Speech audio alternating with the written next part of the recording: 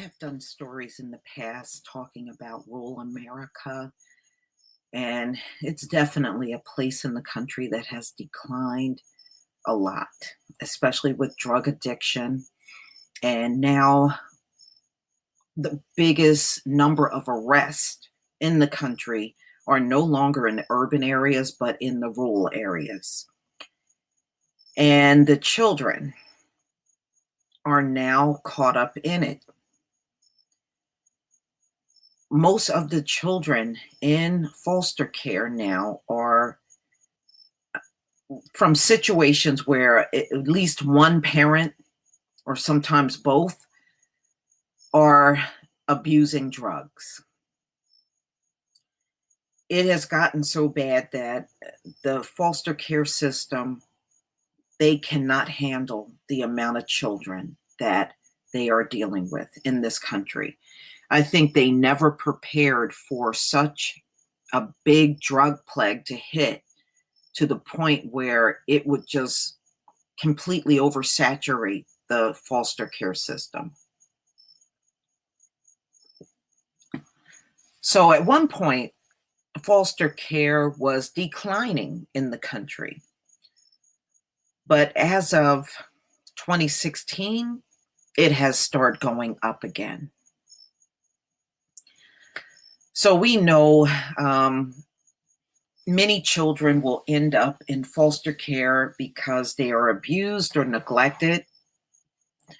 But now substance abuse seems to be the biggest reason why so many are in there, and there's such a big uptick of children going into foster care from rural areas.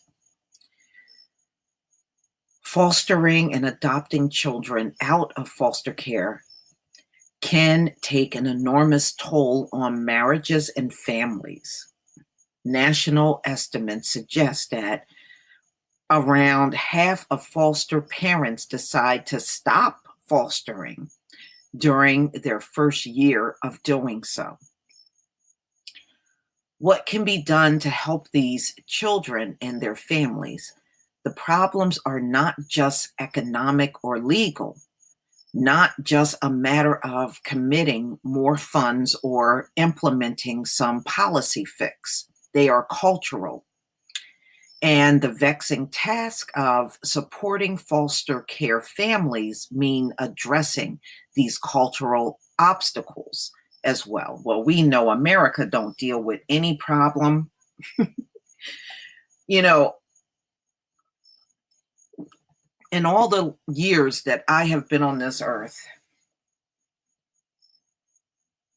the one thing I always see when it comes down to major problems in America, they always have two remedies: ignore it or put a very weak band-aid over the situation. That is how things are done in this country. But a real solution, they're not going to come up with a real solution for this, ladies and gentlemen. They're not. It's a lot of work, especially in rural areas where many families are disconnected from sources of support like community centers and churches, or even neighbors. The percentage, for instance, of young adults age 16 to 24 who are either in school nor employed is higher in rural communities than in any other places in the country.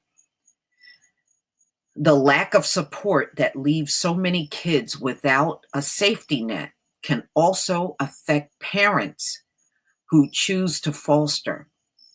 Many of these foster families don't have a social network of support, a group of other foster parents who are experiencing similar challenges or joys. In several parts of the country, helping foster children and connecting the families that take them in requires step up efforts, many from outside the government. That's really difficult, you know, but I still I guess I'm just surprised that so many of these family members of these children are not stepping up for them. They're literally throwing these kids away. They don't want them, you know? I don't even think it was this bad during the crack epidemic. I mean, a lot of our kids went into foster care, but I don't even think the numbers were as high as we are seeing now. It is a huge difference. In Arkansas, one can see some of the most promising efforts in this regard. All right, so they're just talking about families networking. I'm just going to go down a little bit.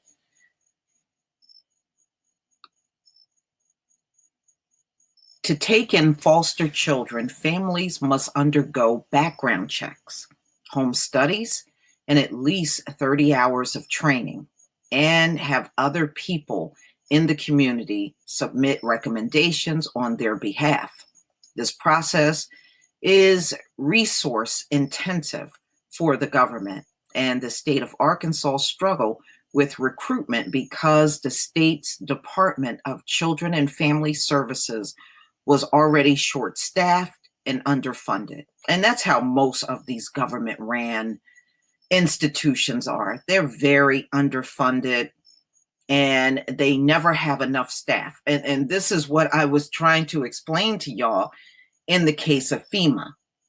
You know, even around here where I am, I'm very close to a FEMA location, and I'm telling you, they're always understaffed. They never have enough people. They're always crying about funding. You know, FEMA is not the powerful organization that you think. They're really not. Just like this foster care system, they're very underfunded too. Okay. So Manley, the spokesperson, pointed out that recent funding increases have resulted in reductions in caseloads that have gotten the state to the recommended national level. So that's not surprising.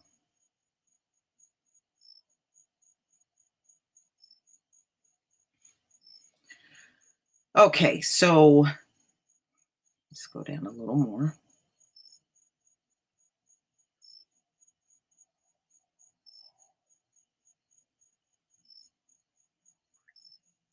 Okay. Finding homes for children who have been abused, neglected, or abandoned by their own family members is a daunting problem. But the way these organizations in Arkansas have come together to address different aspects of that problem, mentoring parents, caring for infants and children on a short term basis, taking in kids who need a permanent home, helping young adults transition out of foster care suggests a path forward. You know, and that's really a tall order. You know, you are taking on a kid that is not going to react, especially if you have other children in the house. They're not going to always just come in your house and everything's going to be all right. You know, I remember even cases when I was growing up where people would take kids in and then they would have to get those kids out of their house because the child was either violent towards the family and the other kids in the house, or they just didn't get along at all. I have seen that. And in fact, there was somebody that I went to school with. She was being abused by her foster family, and she got moved around several times, you know? And it got to the point where she was like, I just, when I go in the house, I just try not to bond with the family because I don't want to be disappointed. She got moved around so many times, it was not even funny. You know, but that's a sad reality.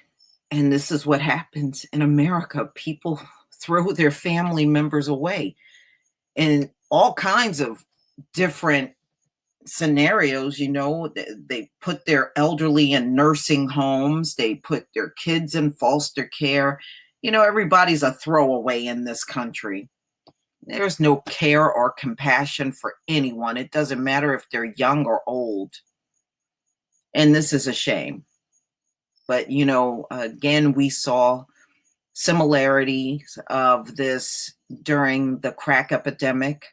But like I said, I don't think the numbers of children in foster care was quite as high as what we're seeing today with this opioid plague that's going on. It's definitely a lot more children than back in the 80s and 90s during the crack epidemic.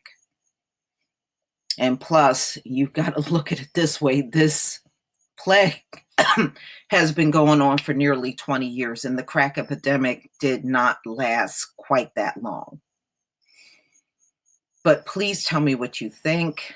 This is, I don't know what to say, but this is just showing you the end result of how bad it really is in this country when it comes down to drugs. And they have not turned this thing around yet. Every time I see political people or any type of talk about the plague, the only thing they ever talk about is more funding, more funding, more funding. And evidently, that's not the answer. It's not the answer. But that's all they seem to want to do in this country, is just provide more funding and give it to all of these different programs. But the problem continues to grow. It's not going away. So whatever they're doing, it's not making any impact whatsoever, and neither is shuffling around all this money. Obviously, it's not the answer. It's not the solution. But hey, what do I know? Please leave your comment and subscribe. Don't forget to hit on the notification bell, and I'll see you on the next video. Peace, family.